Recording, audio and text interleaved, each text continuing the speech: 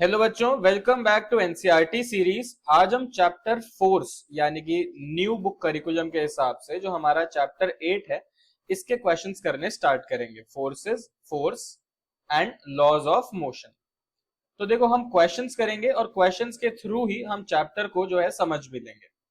सबसे पहला क्वेश्चन कहता है which of the following has more inertia. तो आप डायरेक्टली समझो कि इनर्शिया जो है वो सीधा सीधा मास पे डिपेंड करता है। अगर मास ज्यादा होगा तो इनर्शिया भी ज्यादा होगा, अगर मास कम होगा तो इनर्शिया भी कम होगा।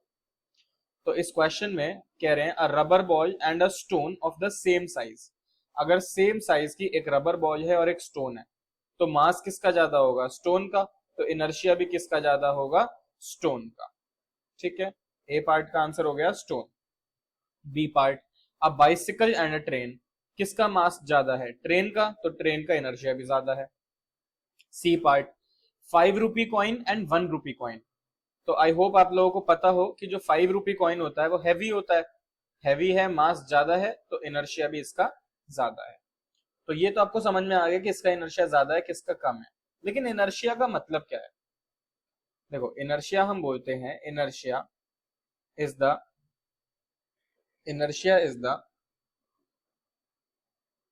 प्रॉपर्टी या कह लो tendency of a body which inhibits change in its state of यहां लिख लेते हैं मोशन और uniform rest, sorry, of rest और uniform motion along a straight line। मतलब कि इस बात का मतलब क्या है? इनर्शिया किसी भी बॉडी की वो प्रॉपर्टी है जो उसे हेल्प करती है। अगर वो बॉडी फॉर एग्जांपल रेस्ट पे है तो वो रेस्ट में ही रहना चाहेगी। अगर वो एक सीधी सीधी डायरेक्शन में चल रही है से 100 किलोमीटर पर आवर पे, तो वो सीधी डायरेक्शन में ही चलते रहना चाहेगी 100 किलोमीटर पर आवर पे। ठीक है ना? तो किसी भी बॉडी का जितना ज्यादा मास होगा वो उतना ज्यादा अपने रेस्ट को पकड़ के रख पाएगी। मान लो एक है 5 kg का ऑब्जेक्ट और एक है 100 kg का ऑब्जेक्ट, दोनों रेस्ट पे हैं। तो अगर आप दोनों को पुश करना स्टार्ट करते हो, ज्यादा जल्दी मूव कौन होगा? 5 kg वाला। क्यों? क्योंकि इसका इनर्शिया जो है वो लेस है। ठीक है, और जिसका इनर्शिया मोर है यानी इसका इनर्शिया मोर है तो ये इजीली मूव नहीं होगा और ये रेस्ट में बना रहेगा। आई होप आपको ये समझ में आ गया हो। चलो क्वेश्चन नंबर 2 की तरफ चलते हैं। क्वेश्चन नंबर 2 कह रहा है in the following example try to identify the number of times the velocity of the ball changes. भाई, एक हमारी फुटबॉल है, ये फुटबॉल प्लेयर हमारा यहाँ पे खड़ा है, इसने किक करी to another football player, football यहां आ गई, और फिर to another player of his team who kicks the football towards the goal. और फिर इस बंदे ने क्या किया? इस फुटबॉल को गोल की तरफ हमारे किक करा। The goalkeeper of the opposite team collects the football. अब यहाँ पे गोलकीपर ऑब्वियसली खड़ा था तो गोलकीपर ने बॉल को पकड़ लिया and then kicks it towards a player of his own team. और फिर इसने किक करा अपने ही टीम के एक दूसरे प्लेयर के पास ball. Also identify the agent supplying the force in each case. देखो कितनी बार वेलोसिटी चेंज हुई है बॉल की, एक बार ये देख लेते हैं। फर्स्ट टाइम जब यहां से बॉल किक हुई, सेकेंड टाइम जब यहां जो है बॉल डायरेक्ट इस बंदे ने किक करी तो वेलोसिटी चेंज हुई, थर्ड टाइम जब गोलकीपर ने बॉल को पकड़ लिया, और फिर उसके बाद फोर्थ टाइम जब गोलकीपर ने बॉल को किक किया। तो 4 बार वेलोसिटी चेंज हुई है। और एजेंट्स क्या हो गए? पहला एजेंट ये बंदा हो गया जिसने किक किया है, दूसरा एजेंट ये बंदा हो गया जिसने की बॉल को कलेक्ट नहीं किया, डायरेक्ट आती बॉल को किक कर दिया बस। थर्ड एजेंट गोलकीपर ने जब उस बॉल को कलेक्ट किया तो वो थर्ड एजेंट हो गया। और फोर्थ एजेंट भी गोलकीपर ही है क्योंकि उसी ने बॉल को किक किया है आगे। समझ में आ गई बात? चलो, बहुत ही बेसिक सा क्वेश्चन था, थ्योरी समझाने के लिए था ये क्वेश्चन। थर्ड क्वेश्चन की तरफ चलते हैं, इसको थोड़ा बड़ा कर लेते हैं।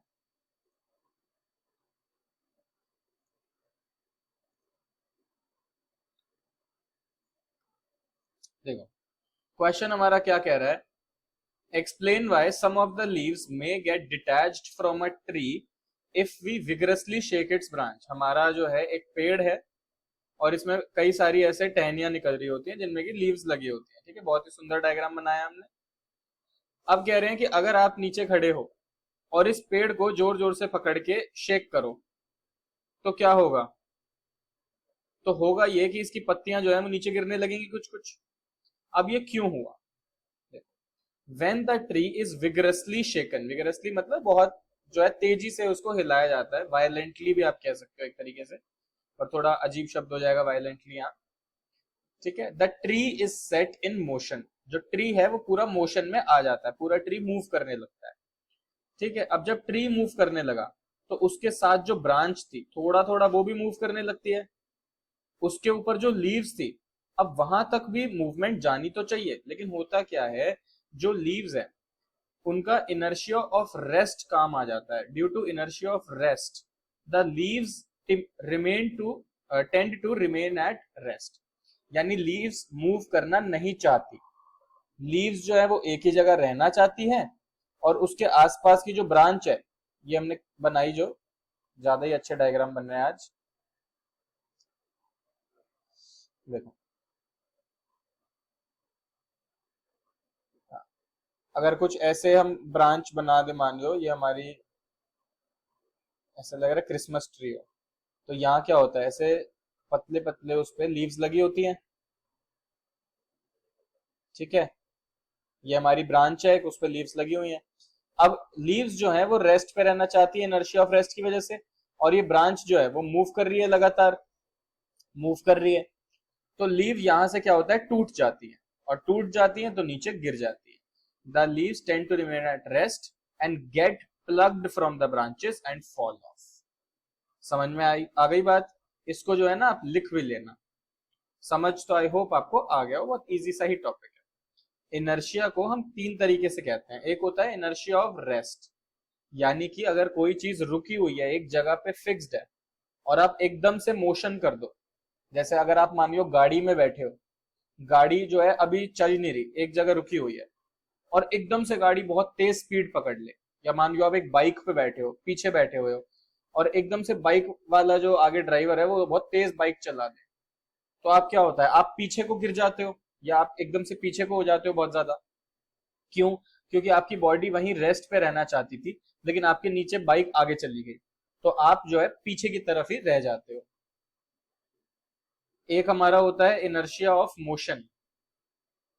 इनर्शिया ऑफ मोशन क्या है भाई, मान लो बाइक बहुत तेज चल रही है, बाइक का एग्जांपल लेते हैं, बाइक जो है वो बहुत तेज स्पीड में चल रही है, एकदम से बाइक के ब्रेक्स लगाए तो क्या होगा, आप आगे गिरोगे बाइक में, यानी कि अगर आप मान लो पीछे बैठे हुए हो बाइक के, तो आप आगे वाले बंदे से बड़े जोर से टकराओगे, है कि नहीं? क्यों? क्योंकि आपकी बॉडी चाह रही थी कि आप मोशन में रहो, लेकिन आपके नीचे एकदम से बाइक रुक गई, आपकी बॉडी को पता नहीं चला, और इनर्शिया की वजह से आपकी बॉडी आगे चली गई। इनर्शिया का एक और टाइप हम बोलते हैं, दो तो हो गए बहुत ही सिंपल, रेस्ट और मोशन। एक हम बोलते हैं इनर्शिया ऑफ डायरेक्शन, ये गाड़ी में ज्यादा अच्छे से फील होता है। अगर मान लो आप गाड़ी में बैठे हुए हो, और गाड़ी में भी आप पीछे वाली सीट पे बैठे हुए हो, गाड़ी जो है वो सीधी सीधी सीधी सीधी चल रही है, एकदम से राइट में बहुत शार्प टर्न आता है, गाड़ी जब राइट टर्न लेगी तो अगर आपने ध्यान दिया हो, आप लेफ्ट साइड जाके गिरते हो गाड़ी में। ऐसा क्यों होता है? क्योंकि आपकी बॉडी चाह रही थी सीधा जाना, अगर गाड़ी राइट जा रही है तो उसको काउंटर करने के लिए आपकी बॉडी लेफ्ट की तरफ चली जाती है, ठीक है। आई होप इनर्शिया बेसिक समझ में आ गया हो, जिसको आ रखा था उसको और अच्छे से समझ में आ गया हो।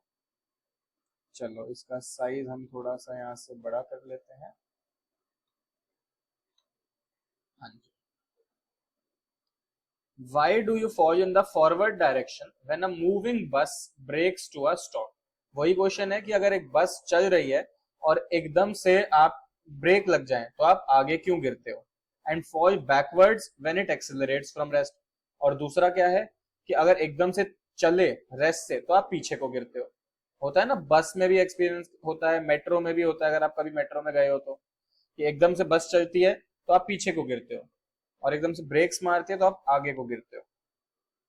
When a moving bus breaks to stop, we fall in the forward direction because our lower part comes to rest. एक चलती बस ने जैसे ही ब्रेक मारा तो हमारी बॉडी का जो लोअर पार्ट है यानी हमारे लेग्स जो है वो तो एकदम से रेस्ट पे आ जाते हैं, उनको पता चल जाता है कि भाई बस रुक गई है। लेकिन जो हमारी अपर बॉडी है, but due to inertia of motion the upper part of the body tends to keep on moving. हमारी अपर बॉडी फिर भी मूव करती रहती है और हम आगे को गिर जाते हैं। ये बात समझ में आई? यानी कि अगर बस मूविंग थी तो वहां पे क्या लगा, इनर्शिया ऑफ मोशन। तो ये जो आंसर है ये कंप्लीट आंसर नहीं है, ये सिर्फ ना फर्स्ट पार्ट का आंसर है। Why do you fall in the forward direction when a moving bus brakes. जो क्वेश्चन का सेकंड पार्ट है यहां से कि फॉल बैकवर्ड क्यों करते हैं जब एक्सेलरेट करती है, आई होप इसका आंसर अब आप लोग खुद से लिख लें। ठीक है, इसका आंसर जो है खुद से लिखो, और अगर डाउट आता है तो मुझे बताओ। एकदम ऑपोजिट हो जाएगा इसका आंसर। चलो